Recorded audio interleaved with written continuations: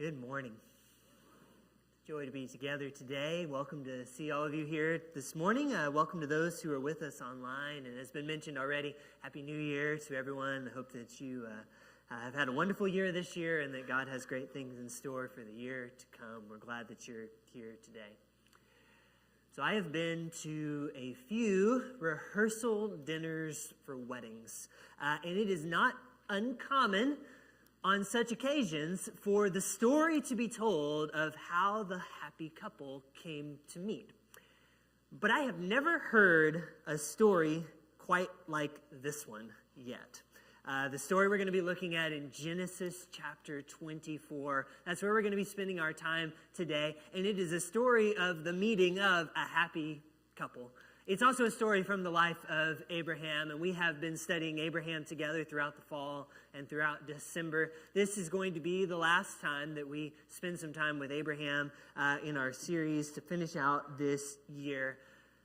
Now, this is not, Genesis 24, it's not the last word about Abraham in the book of Genesis, but it is sort of the last great moment that we just kind of have to talk about if you're going to talk about Abraham and study his life. And so we're going to spend some time with Genesis 24 today. And then the added bonus is that this is a love story. It's a story of a happy couple meeting. It's just not the kind of story that I have ever heard at any rehearsal dinner that I have been to. Genesis chapter 24 and verse 1, it begins, "Now Abraham was old, well advanced in years." And here I do have to say I find a little bit of humor in this beginning to this chapter. Abraham was old. Really? Now he's old? Because I think he was kind of old maybe right from the beginning of the story in Genesis chapter 12.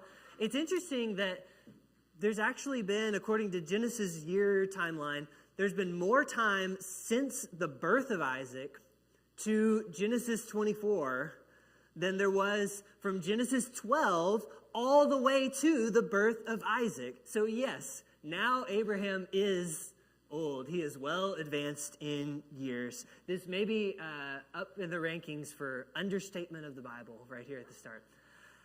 And right up there with it, another understatement. "And the Lord had blessed Abraham in all things." And isn't that so true? Understating the point, the Lord had blessed Abraham all these many years. We're going to talk more about that in just a second. But now we got to hear how the happy couple met. So Abraham said to his servant, the oldest of his household, who had charge of all that he had, "Put your hand under my thigh, that I may make you swear by the Lord, the God of heaven and the God of earth, that you will not take a wife for my son from the daughters of the Canaanites among whom I dwell, but will go to my country and my kindred and take a wife for my son Isaac." So this story of a happy couple meeting is going to be the story of Isaac meeting his wife. But Isaac is not so involved in the story, is he? This is the beginning of it. And here we have Isaac's father, Abraham, saying to his own servant of many years, his oldest servant, he's telling him to go on a weeks-long journey to a far-away place where they once lived long ago. Go back to the place where the journey all began, back in Genesis chapter 12. Go there and find a wife for Isaac. Come back with Isaac's wife. Now you see what I mean when I say this is not your typical love story that you hear in the here and now. And even back then, I think there may have been a little bit of strangeness to this. You can tell because Abraham's servant has all kinds of questions for him about this. He's concerned about how this is going to go. The next few verses of the story, which we'll summarize, lay out some of these concerns. Like, what if I can't find the right girl for Isaac? And if I do find her, how will I know that I have found her? And if I do find her and I know that it's her, then what if she doesn't agree to come back with me on this faraway journey to meet someone that she's never met before and become his wife? And if that happens, should I take Isaac with me? Maybe I could just take Isaac with me and he could go there and he could pick this out for himself. And Abraham says to all of these questions, don't worry. Why does he say don't worry? Because the Lord, the God of heaven, who took me from my father's house and from the land of my kindred, and who spoke to me and swore to me, to your offspring I will give this land, he will send his angel before you, and you shall take a wife for my son there. So Abraham, who all these years has been learning to trust in the Lord and say, God's going to take care of it, when his servant has questions, he says, God's going to take care of it. I'm trusting in the Lord. You just go. So the servant went. Picking up in verse 10, the servant took 10 of his master's camels and departed. And he took with him all sorts of choice gifts from his master, and he arose and he went to Mesopotamia, to the city of Nahor. And he made the camels kneel down outside the city by the well of water at the time of evening, the time when the women go to draw the water. And he said, O Lord, God of my master Abraham, please grant me success today and show steadfast love to my master Abraham. Behold, I am standing by the spring of water, and the daughters of the men of the city are coming out to draw water. Let the young woman to whom I shall say, please let down your jar that I may drink, and who shall say, drink, and I will also water your camels, let her be the one whom you have appointed for your servant Isaac. By this I shall know that you have shown steadfast love to my master. And before he had finished speaking, behold, Rebekah, who was born to Bethuel, the son of Milcah, the wife of Nahor, Abraham's brother, Rebekah came out with her water jar on her shoulder, and the young woman was very attractive in appearance, a maiden whom no man had known, and she went down to the spring and filled her jar and came up. Then the servant ran to meet her and said, please give me a little water to drink from your jar. She said, drink, my lord. And she quickly let down her jar upon her hand and gave him a drink. And when she had finished giving him a drink, she said, I will draw water for your camels also, until they have finished drinking. So she quickly emptied the jar into the trough and ran again to the well to draw water, and she drew for all his camels. And the man gazed at her in silence to learn whether the Lord had prepared his journey or not. When the camels had finished drinking, the man took the gold ring weighing 1/2 shekel and 2 bracelets from her arm weighing 10 gold shekels and said, please tell me whose daughter you are. Is there room in your father's house for us to spend the night? She said to him, I'm the daughter of Bethuel, the son of Milcah, whom she bore to Nahor. She added, we have plenty of both straw and fodder, and room to spend the night. And the man bowed his head and worshipped the Lord and said, blessed be the Lord, the God of my master Abraham, who has not forsaken his steadfast love and his faithfulness toward my master. As for me, the Lord has led me in the way to the house of my master's kinsman. And then the young woman ran and told her mother's household about all of these things. And from this point forward, the story sort of races on. The servant goes and stays in the house of Rebekah. Gifts are exchanged. Everybody recognizes the way that this has all just come together. And before you know it, Rebekah is climbing onto one of those camels, and she's joining the servant of Abraham to go on a several 100-mile journey back to where Abraham is now to meet Isaac. And the rest, as they say, is history.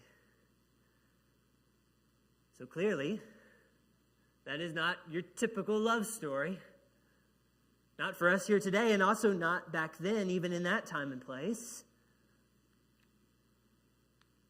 But isn't it just so clear to see how God was involved in it?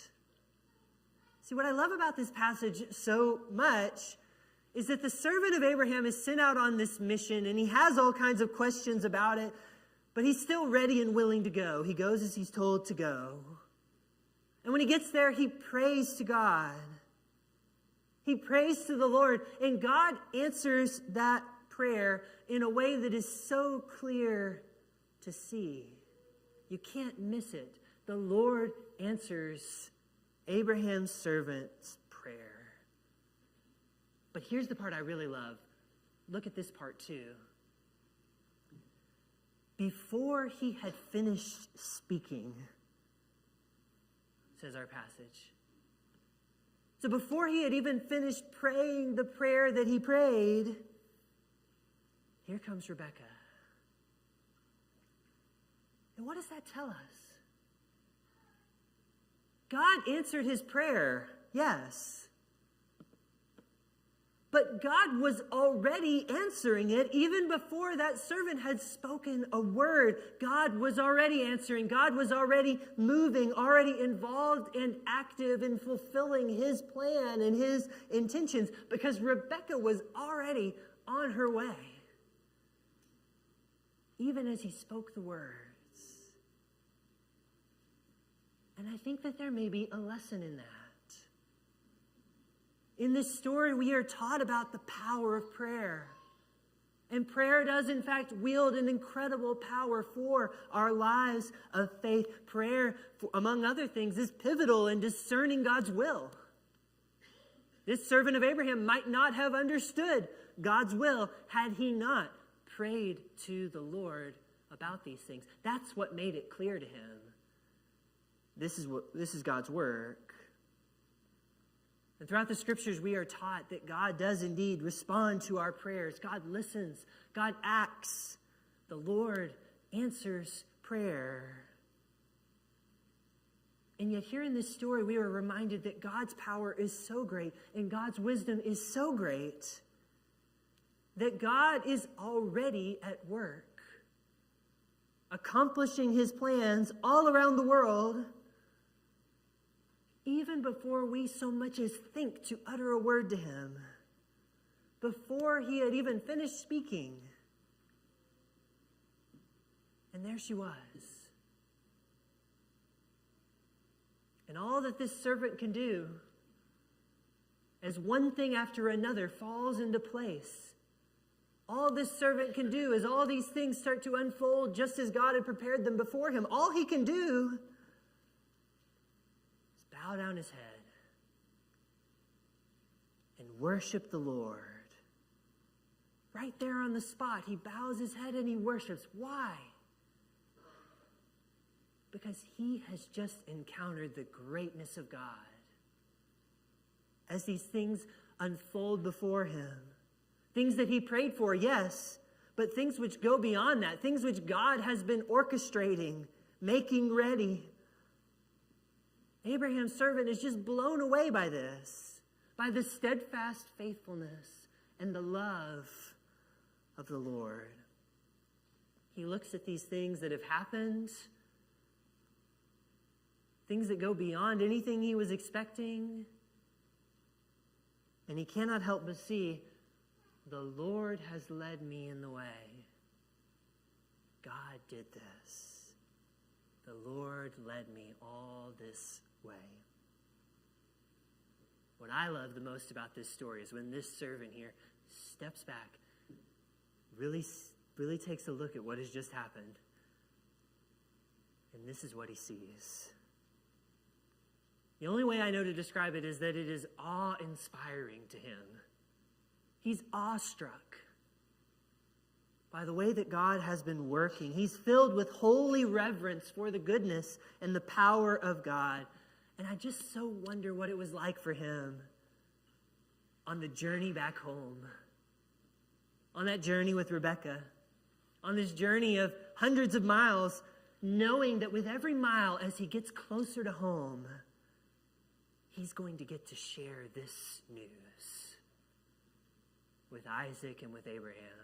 I wonder about Rebekah too, what that journey would have been like for her, the butterflies, the excitement, the nerves, meeting Isaac for the first time, not knowing anything about him.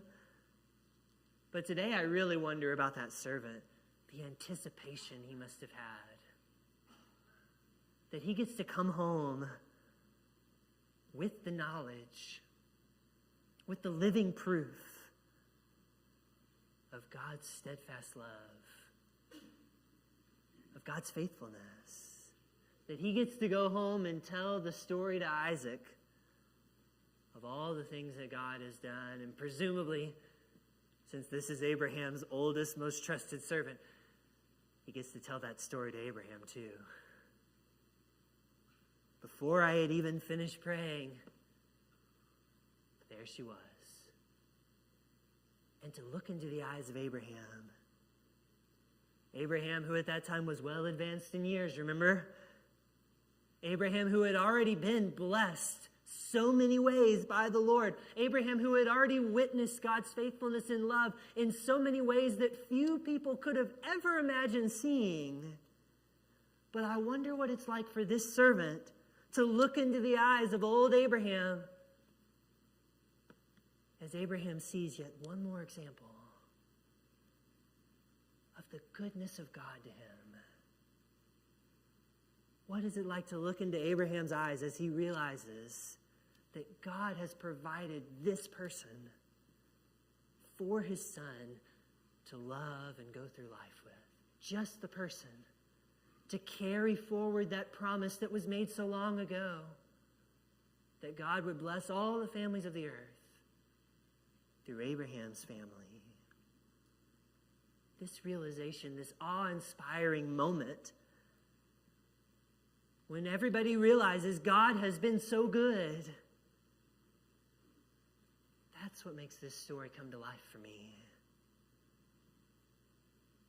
Because I've had those moments too. And I've seen them in other people's lives. I've seen them at rehearsal dinners. I've never heard of a story of a happy couple meeting quite this way, nobody that I know.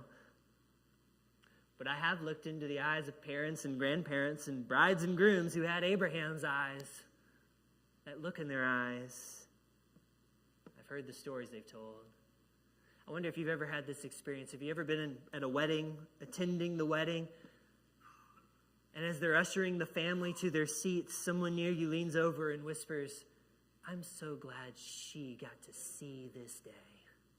You ever had that experience before? And they're gesturing towards maybe like the groom's grandmother or something like that. And she barely made it down the aisle to her seat, but from the look in her eyes, it's like she's floating on air.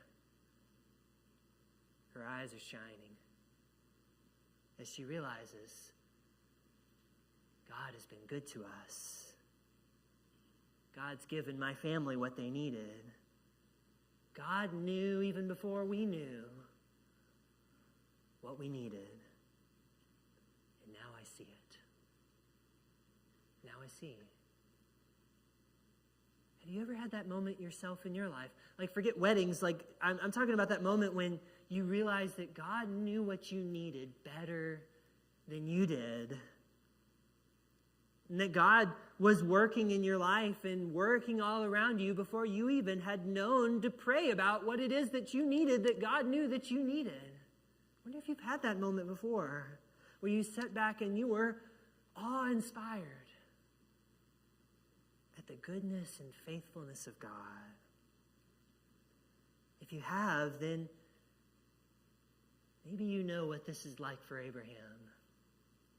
When his servant returns home and tells the story and says, "God led me all the way.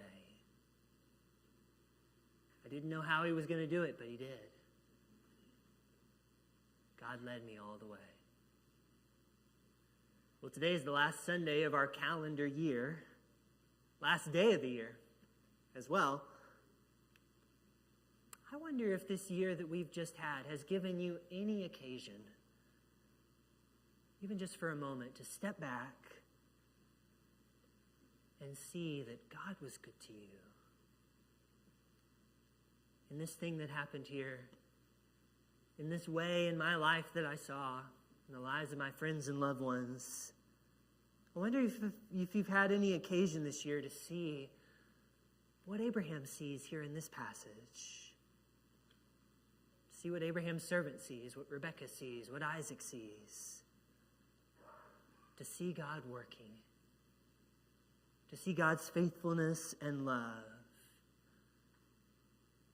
Has there been any moment this year that's made you admire God for being God? If so, it's only right that we should respond to that. It's right that we should respond. And as we respond, there's hardly a better way to do it than what we see from the servant in this story. What we see in the servant of Abraham, the first way he responds is he bows his head. He shows reverence to the Lord. Because the lordship of the Lord is very clear to him at that very moment. He's seeing it right now. So he bows his head. He remembers who is God. And he worships God. He recognizes God's faithfulness and love. He responds by giving worship that is due to God. And it flows forth from the very experience that he's just had. He says God is faithful. God has steadfast love because he's just experienced it. He's seen it. He's going through it right now. He's seen the goodness of God and he worships. And then he tells the story. And this story lives on even today. So many thousands of years later. All these years later. And who couldn't tell of the goodness of God when you've experienced it like this? And so he tells the story. And if you in your life can think back to a time when God has been good to you, when you, like the servant in this story, have seen his faithfulness, you've seen his steadfast love, I wonder if you could take a page from the servant of Abraham's story. I wonder if you could respond as he does. Could you bow your head and remember the Lord and respond in humble gratitude for the fact that he is God and he knows what we need, even when we do not? I think it's very easy for us to trudge on with our lives without giving a lot of thought to gratitude, maybe even to pat ourselves on the back for the things we gain along the way and how lucky we are, or, how clever we think we are. But why should we not bow our heads and be grateful and humble? Because the Lord is the one who gives good things. And it's the Lord who leads us. Could we worship him in the way that this servant worships him? Can we try to put into words what God has done for us? Maybe drawing upon a favorite song or hymn or a favorite passage of Scripture. Can we identify how God has been good to us? Praising God and say, I saw it, Lord. I knew you were good, but now I see it. I saw it right here. Could we even tell the story? You might be amazed at what God could do if we would tell of his goodness in the ways that he has blessed us. There are a few things that are more powerful in this world than when someone can talk about God from a place of authentic love and say, God is truly good. We should never underestimate the power of that. Telling the story. It's not our perfect delivery of it that counts, or even our perfect faith. It depends on God. And who's to say that God is not preparing someone in our lives to hear of his goodness? Preparing the people around us, just like God was preparing Rebekah for the moment she would meet Abraham's servant. The servant in our story realized that God was at work long before he realized it. Perhaps we might too. It reminds me of another passage, and I'll close with this morning. A beautiful passage that we love from the Gospel of John, chapter 4. This passage also involves a meeting at a water well. Remember this story? There's a woman drawing water there. And it's in a faraway place. It's in Samaria. And that encounter at the well is a blessed encounter. The woman who met Jesus there at the well She had been through a lot in her life, but Jesus invited her to know God's love, to know God's salvation, God's goodness and her faithfulness to her. Many people perhaps had been faithless to her, but God was going to be faithful to her. And like Rebekah at the well in Genesis, this woman in John 4, when she heard this good news, when she saw the goodness of God, she ran to tell the story. She ran back home to her city like Rebekah ran back to her house. John tells us she left the water jar right where it was, standing next to Jesus. And she ran and she told the story. She said, "Could this be the Christ?" And because she was willing to share how God had inspired awe in her, because she was willing to go and share that story, God brought a great harvest of people to Jesus that day. People who came to believe in him as the Son of God and to seek the everlasting life, the living water that he could offer. They came because that woman at the well told the story of what was welling up inside of her gratitude and love for God's goodness. On that day, she realized that God knew what she needed far better than she herself knew. And that's true for all of us too. Maybe this story speaks to you this morning. One way that we can respond to what we read in God's word today is to really take the time and step back and consider how we have seen the goodness of God.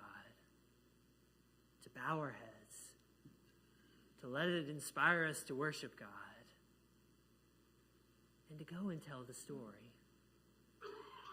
Maybe for somebody, you need to respond to the greatest story ever told, the story of the gospel, and how Jesus gave his life for people like us, people like that woman at the well, people like you and me.